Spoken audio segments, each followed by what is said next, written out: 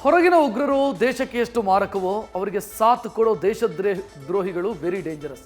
ಇದೀಗ ಉಗ್ರರ ಜೊತೆ ನಂಟು ಬೆಳೆಸಿ ತಾಯ್ನಾಡಿಗೆ ದ್ರೋಹ ಬಗೆತಾ ಇದ್ದಂಥ ಮೂವರು NIA ಬಲೆಗೆ ಬಿದ್ದಿದ್ದಾರೆ.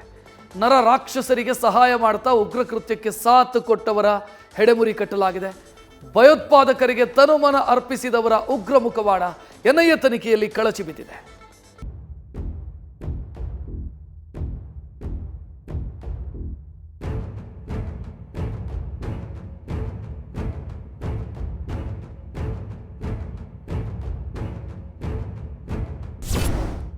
ಉಗ್ರವಾದ ಮನುಕುಲಕ್ಕೆ ಮಾರಕ, ರಾಕ್ಷಸಿ ಕೃತ್ಯದ ನರರಾಕ್ಷಸರಿಗೆ ಸಾಥ್ ನೀಡೋದು ಸಮಾಜಘಾತುಕ.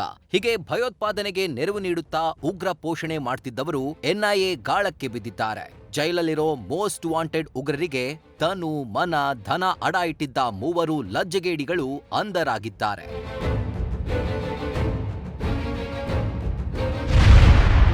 NIAಯಿಂದ ಮೂವರು ಶಂಕಿತ ಉಗ್ರರ ಬಂಧನ. ಉಗ್ರ ನಂಟಿನ ಬಗ್ಗೆ NIA ಅಧಿಕಾರಿಗಳಿಂದ ವಿಚಾರಣೆ.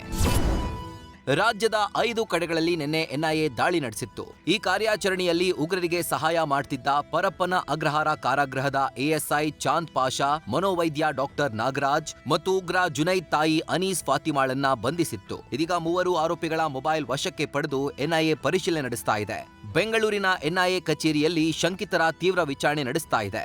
ಶಂಕಿತ ಉಗ್ರರ ಬ್ಯಾಂಕ್ ಖಾತೆಗಳನ್ನು ಪರಿಶೀಲನೆ ನಡೆಸ್ತಾ ಇದೆ. ಉಗ್ರ ನಾಸೀರ್ ಜೊತೆ ಶಂಕಿತ ಉಗ್ರರ ನಂಟೇನು ಅಂತ ನೋಡಿದ್ರೆ, ಪರಪ್ಪನ ಅಗ್ರಹಾರದ ಮನೋವೈದ್ಯ ಡಾಕ್ಟರ್ ನಾಗರಾಜ್ ಕೇಂದ್ರ ಕಾರಾಗೃಹದಲ್ಲಿ ಲಷ್ಕರ್ ಎ ತೊಯ್ಬಾ ಉಗ್ರ ನಾಸಿರ್ಗೆ ನೆರವು ನೀಡ್ತಾ ಇದ್ದ ಅನ್ನೋದು NIA ತನಿಖೆಯಲ್ಲಿ ಪತ್ತೆಯಾಗಿದೆ. ಈ ದೇಶದ್ರೋಹಿ ಜೈಲಲ್ಲಿರೋ ಉಗ್ರರಿಗೆ 10,000 ರೂಪಾಯಿ ಮೊಬೈಲ್ಗಳನ್ನ 50,000ಕ್ಕೆ ಮಾರಾಟ ಮಾಡ್ತಿದ್ದ ಅನ್ನೋದು ಗೊತ್ತಾಗಿದೆ.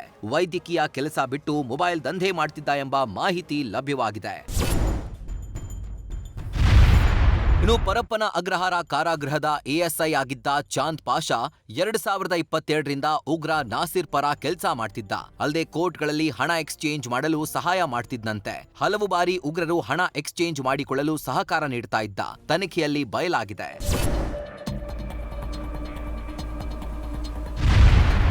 ತಲೆಮರೆಸಿಕೊಂಡಿರೋ ಉಗ್ರ ಜುನೈದ್ ತಾಯಿ ಅನೀಸ್ ಫಾತಿಮಾ ಜೈಲಲ್ಲಿರೋ ಉಗ್ರ ನಾಸಿರ್ ಜೊತೆ ಸಂಪರ್ಕದಲ್ಲಿ ಇದ್ಲು ಅನ್ನೋದು ಬಯಲಾಗಿದೆ.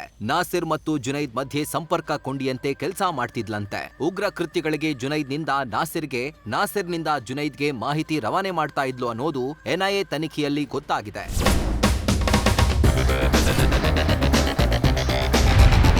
ಡಾಕ್ಟರ್ ನಾಗರಾಜ್ಗೆ ಅಸಿಸ್ಟೆಂಟ್ ಪವಿತ್ರ ಸಾಥ್. ಬಂಧಿತ ಮನೋವೈದ್ಯ ಡಾಕ್ಟರ್ ನಾಗರಾಜ್ ತನ್ನ ಸಹಾಯಕಿಯನ್ನು ಬಳಸಿಕೊಂಡು ಮೊಬೈಲ್ ಸಪ್ಲೈ ಮಾಡ್ತಾ ಇದ್ದ ಅನ್ನೋದು ತನಿಖೆಯಲ್ಲಿ ಬಯಲಾಗಿದೆ. ಜೈಲಲ್ಲಿರೋ ಶಂಕಿತ ಉಗ್ರರು, ಡ್ರಗ್ ಪೆಡ್ಲರ್, ರೌಡಿ ಶೂಟರ್ಗಳಿಗೆ ಡಾಕ್ಟರ್ ನಾಗರಾಜ್ ಸಹಾಯಕಿ ಪವಿತ್ರ ಕೂಡ ಮೊಬೈಲ್ ಸಪ್ಲೈ ಮಾಡ್ತಿದ್ಲು ಅನ್ನೋದು ಗೊತ್ತಾಗಿದೆ. ಚಿಕ್ಕಬಳ್ಳಾಪುರ ಸತೀಶ್ ಗೌಡನಿಗೆ ಉಗ್ರ ನಂಟು.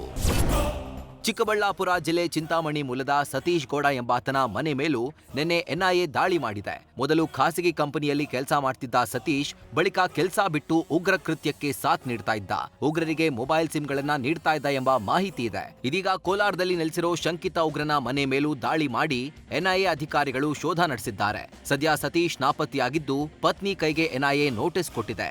ಸರ್ ಬಂದು ಕೇಳಿದ್ರು ಎಲ್ಲೋದ್ರು ಅಂತ, ಎಲ್ಲೋದ್ರು ಗೊತ್ತಿಲ್ಲ, ಫೋನ್ ಸ್ವಿಚ್ ಆಫ್. ಮತ್ತು ಅವ್ರು ಬಂದು ಮನೆಯೆಲ್ಲ ಶೋಧನೆ ಮಾಡಿದ್ರು. ಅದೇ ಅವರು ಅಲ್ಲಿ ಹೋಗಿದ್ರಂತೆ, ಬೇಲ್ಗೆಲ್ಲ ಅಪ್ಲೈ ಮಾಡಿದ್ದಾರೆ, ಬೇಲ್ ರಿಟರ್ನ್ ವಾಪಸ್ ಬಂದಿದೆ. ಸರ್ ಅದೇ ಸಿಮ್ಮುದೇನೋ ತಗೊಂಡೋಗಿರೋರು ಏನೋ ಪ್ರಾಬ್ಲಮ್ ಮಾಡಿದ್ದಾರೆ ಅಂತ, ಅದೇ ಏನಾಗುತ್ತೋ ಏನೋ ಅಂತ ಭಯ ಸರ್. ಬೆಂಗಳೂರಿನಲ್ಲಿ 2008 ಸೀರಿಯಲ್ ಬಾಂಬ್ ಸ್ಫೋಟದ ರೂವಾರಿ ನಾಸಿರ್ ಜೊತೆ ಈ ಎಲ್ಲಾ ಶಂಕಿತ ಉಗ್ರರು ಸಂಪರ್ಕದಲ್ಲಿ ಇದ್ರು ಅನ್ನೋದು NIA ತನಿಖೆಯಲ್ಲಿ ಹೊರಬಿದ್ದಿದೆ. ಜೈಲಲ್ಲೇ ಇದ್ಕೊಂಡೇ ನಾಸಿರ್ ದೇಶದಲ್ಲಿ ರಕ್ತ ಬೀಜಾಸುರರನ್ನ ಹುಟ್ಟುಹಾಕಲು ಈ ಟೀಮ್ ತೆರೆಮರೆಯಲ್ಲಿ ಕಾರ್ಯನಿರ್ವಹಿಸ್ತಾ ಇತ್ತು ಅನ್ನೋದು ಬಯಲಾಗಿದೆ. ಇದೀಗ ಬಂಧಿತ ಉಗ್ರರಿಗೆ NIA ಬಿಸಿ ಮುಟ್ಟಿಸ್ತಾ ಇದ್ದು ಮತ್ತಷ್ಟು ಸ್ಫೋಟಕ ಮಾಹಿತಿ ಹೊರಬೀಳುವ ಸಾಧ್ಯತೆ ಇದೆ. ಕೋಲಾರದಿಂದ ಸಮೀರ್ ಜೊತೆ Ankita Roy, crime bureau, news first.